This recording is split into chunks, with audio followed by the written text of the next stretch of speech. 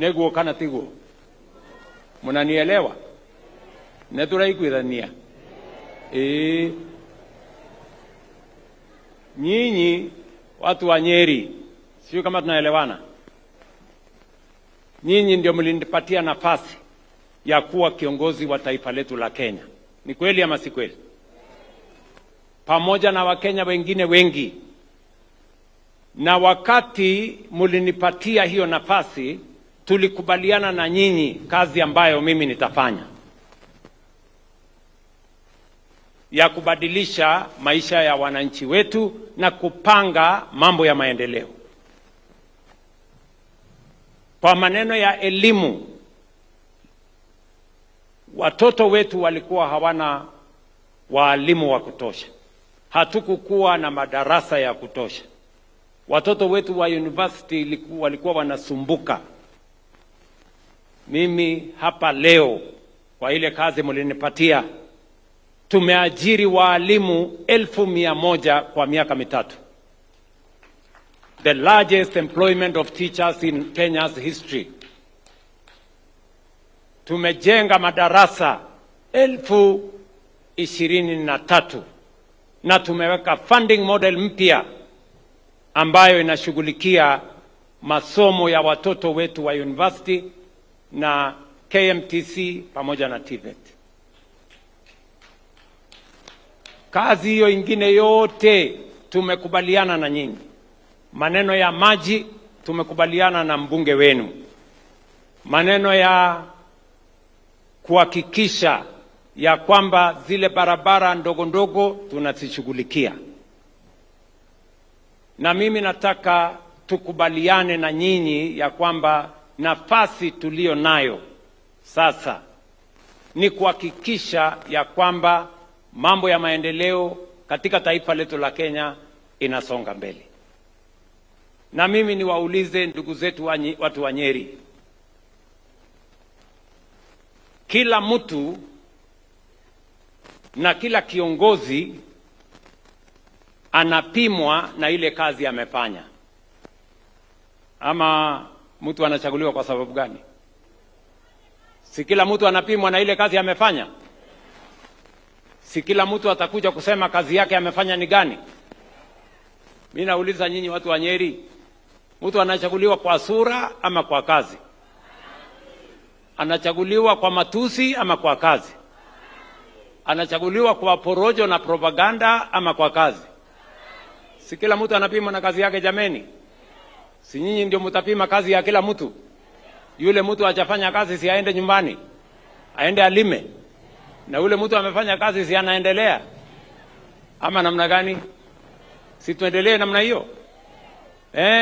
Hiyo ndio kazi mimi nataka tukubaliane na nyinyi, ndio tuweze kuendelea kwa pamoja. Na mimi sina taswishi yeyote ya kwamba Wakenya wote, vile kanisa letu la AIPCA wametupatia kielelezo kwamba kwa umoja wa kanisa hii tumeona tofauti na tumeona baraka na tumeona maendeleo pia katika taifa letu la Kenya. Mimi nataka niwaeleze ya kwamba kazi ambayo mumenipatia ya kupanga maendeleo ya taifa letu la Kenya, kutoka kwa barabara, kwa matibabu. Hapa Nyeri kwa mfano, huyu gavana atawaeleza, watu wa Nyeri ni watu wako mbele sana.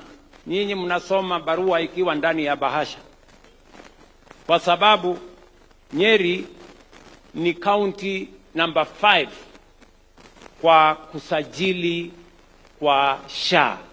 Watu 1,543 tayari wamejiandikisha kwa SHA hapa Nyeri County. 70% of the residents of Nyeri are registered today in SHA. Kwa mwaka 1.5 pesa ambayo tumelipa kwa wale walioenda hospitali hapa Nyeri ni shilingi bilioni 3.2. Gavana ako hapa, mahospitali wako hapa. That is the commitment we made. Na tumesema Hatutaki mwananchi tena aende hospitali alafu baadaye aende auze nyumba yake ama ng'ombe yake ama shamba yake ati kulipa gharama ya hospitali. Tunataka gharama ya hospitali ilipwe na bima ya afya ya SHA, mwananchi ajiandikishe, na sisi kama serikali tutapanga ile ingine. Tuhakikishe ya kwamba hakuna mwananchi tena anahangaika kwa sababu ya mambo ya hospitali. Mwisho, mimi nataka niwaeleze ya kwamba tukienda mbele, mimi niko na kazi mbili: kupanga ile kazi mlinipatia ya maendeleo ya taifa letu, kutoka kule kwa matibabu, kwa barabara, kwa ajira ya vijana, kwa kilimo. Na mimi kwanza nataka niwashukuru nyinyi watu wa Nyeri, ni wakulima sugu sana. Mmesikia factory yenu ya hapa, mambo ya kahawa. Mimi niwaulize, 2022 si kahawa ilikuwa shilingi 50, shilingi 70 kilo moja? Leo ni shilingi ngapi? 140, 150, 160. Ni kweli ama si kweli? Si tuseme ukweli, shetani aibike. Wale matapeli wote walikuwa ndani huko ya kahawa, tuliwafurusha tukawaambia waende watafute kazi nyingine. Leo hakuna mtu ya kumuibia mkulima wa kahawa. Ndio leo bei ya kahawa iko 160. Ni kweli ama si kweli? Yes. So mimi nataka niwaeleze kazi mbili mimi niko naye, ni kupanga mambo yenu ya barabara, kupanga mambo ya masomo ya watoto wetu, kuhakikisha kwamba matibabu ni sawa, kuhakikisha kwamba kilimo inaweka pesa kwa mfuko yenu, na ya pili ni kuunganisha taifa letu la Kenya. Na ndio nimesema ya kwamba kwa mapenzi ya Mungu tukienda hapa mbele,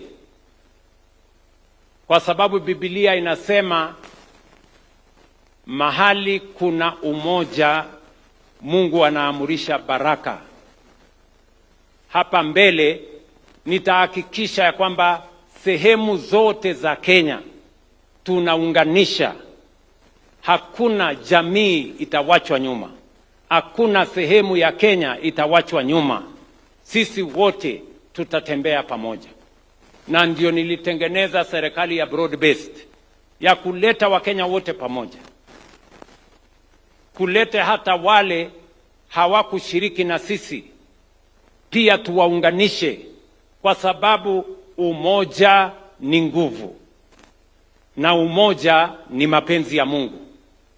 Na Mathayo 5:9 inasema heri wapatanishi, wale wanaunganisha watu wataitwa wana wa Mungu. Mimi nawauliza watu wa Nyeri, mnasema tuungane ama tutengane? Mnakubali tuunganishe taifa letu la Kenya? Niunganishe Wakenya wote? Wangapi wanasema niunganishe Wakenya wote? Nione kwa mkono. Hiyo ndio kazi mimi nitafanya.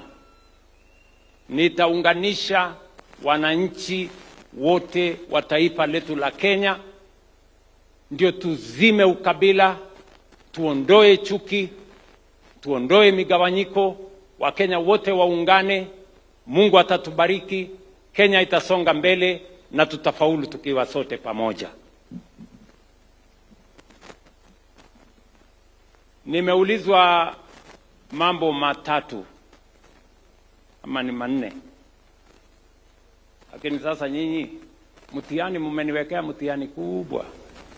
Si tulikuwa tumekuja kanisa? Sasa hawa viongozi wameniwekea mtihani, fanya hii, fanya ile, na hiyo pia, na hata hii. Shule yetu ya Kenyatta hapa, kwa sababu wametupatia uwanja wao, na ni shule ambayo ni sponsored by AIPCA, na mbunge wetu amesema ya kwamba kuna mahitaji pale.